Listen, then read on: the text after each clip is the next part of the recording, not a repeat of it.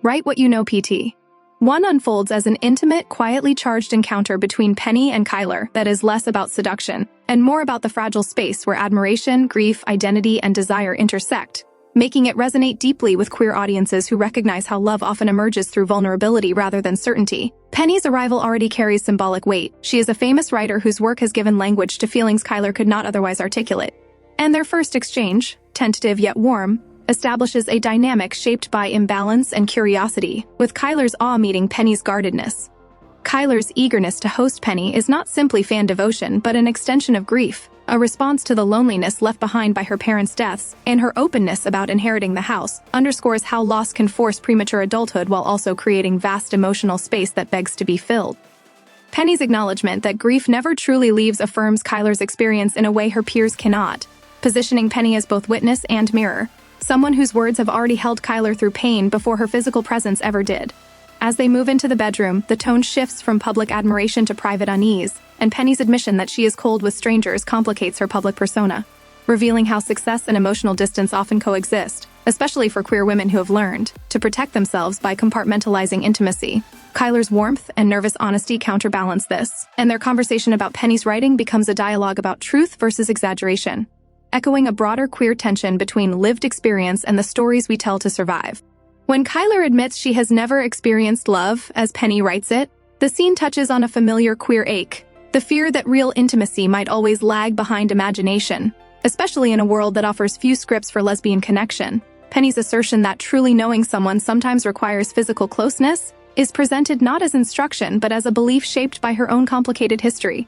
And Kyler's questioning of that belief reflects a younger woman's desire for meaning without pressure. Their discussion of fantasy versus reality becomes a meta-commentary on queerness itself, on how imagining love can feel safer than living it, and how the confrontation between expectation and reality can be both terrifying and transformative. The moment when Kyler confesses she imagined Penny's arrival is not framed as naivete, but as honesty, acknowledging how queer desire often begins internally, rehearsed in solitude before it is ever spoken aloud.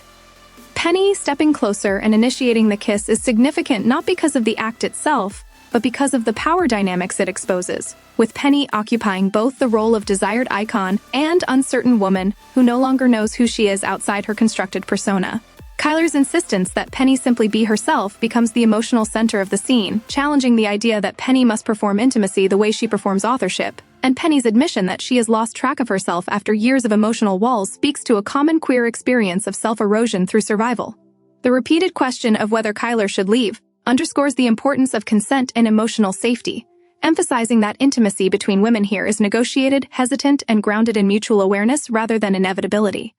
Kyler's confusion and Penny's oscillation between confidence and doubt highlight the asymmetry of experience, yet the scene resists framing either woman as manipulative or passive, instead showing how both are navigating desire through layers of fear, admiration, and self-protection. For lesbian viewers, this moment mirrors real-world pressures around age gaps, power imbalances, and the anxiety of being someone's first or someone's projection, while also affirming that attraction does not automatically negate care.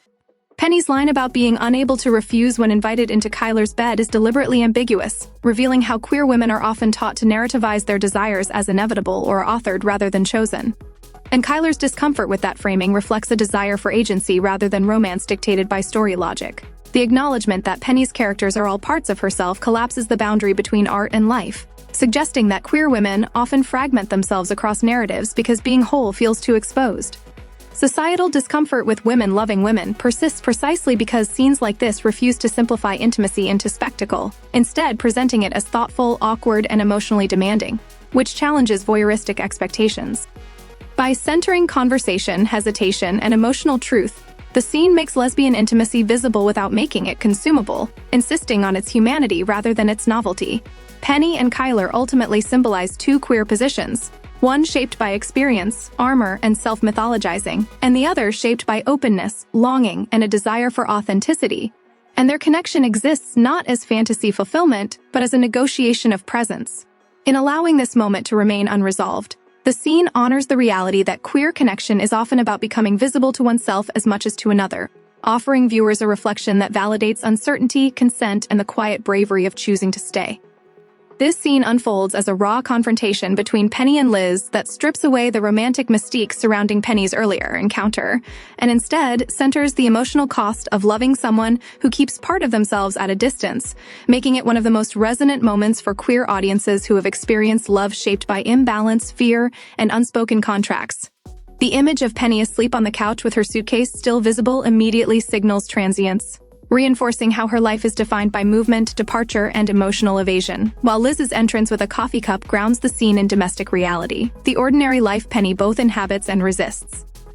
Liz's complaint that Penny never answers her texts is not about logistics, but about presence, about the familiar queer anxiety of being loved abstractly but not consistently. And Penny's reflexive excuse about reading tours reveals how professional ambition can become a shield against emotional accountability. As Liz presses, the conversation exposes a recurring fracture. Penny insists she is telling the truth, yet Liz names the deeper truth that Penny's words and behaviors never fully align, highlighting how dishonesty in queer relationships often manifests not through outright deception, but through omission and minimization. When Liz asks who the other woman is, Penny's vague answer that she is some girl reduces a meaningful encounter to something disposable, a defense mechanism that allows Penny to preserve her self-image as loyal while still indulging emotional infidelity, a contradiction many queer viewers will recognize in relationships shaped by power imbalances.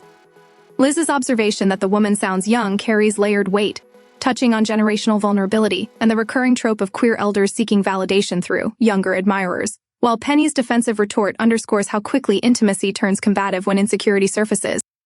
The line, "Am I not enough?" is the emotional fulcrum of the scene, echoing a universal fear among women who love women that devotion might still fail to anchor someone who is accustomed to freedom and external affirmation. Penny's insistence that Liz is her everything rings hollow precisely because it is followed by an attempt at physical reassurance rather than emotional reckoning, and Liz turning her head away becomes a powerful act of self-preservation, signaling that affection without change is no longer sufficient. Their argument about Penny's writing exposes another deeply queer tension, the boundary between fantasy and betrayal, where Penny claims that writing about other women is harmless because they are not real, while Liz recognizes that emotional investment, even when fictionalized, can still feel like displacement. This reflects a broader societal discomfort with women's desire, especially queer women's desire, which is often expected to be either sanitized or contained, never expansive.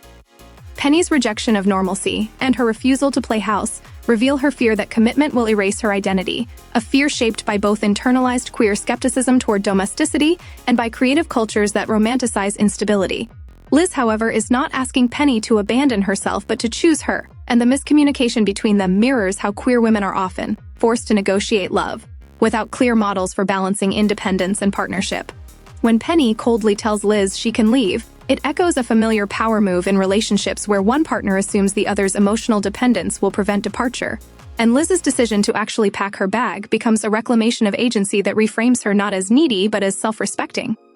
Liz's confession that loving Penny feels like burning from the inside articulates the intensity with which queer women are often taught to feel but not necessarily to be reciprocated, while Penny's claim that she loves Liz too exposes the gulf between affection and commitment. The accusation that Penny is warmer with young strangers than with her partner cuts to the heart of the scene, revealing how novelty can feel safer than sustained vulnerability. And Penny's inability to initially grasp why this matters underscores her emotional detachment.